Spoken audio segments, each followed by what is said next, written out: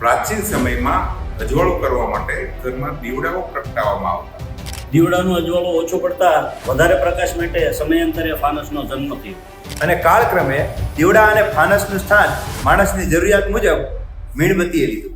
1-2 દાયકા પહેલા આપણા ઘરને પીળા બલ્બથી પ્રકાશિત કરવામાં આવતું.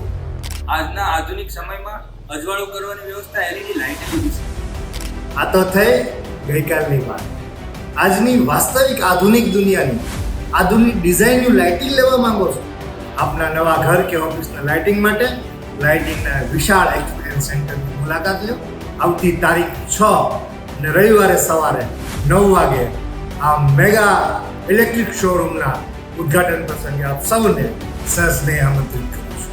તો આજે જ તમે અમારા શોરૂમના એક્સપિરિયન્સ સેન્ટરની મુલાકાત લો, જે સુરતમાં સૌથી બેસ્ટ એક્સપિરિયન્સ સેન્ટર છે અને તમને ત્યાં અદ્ભુત લાઇટિંગનો નજારો જોવા મળશે.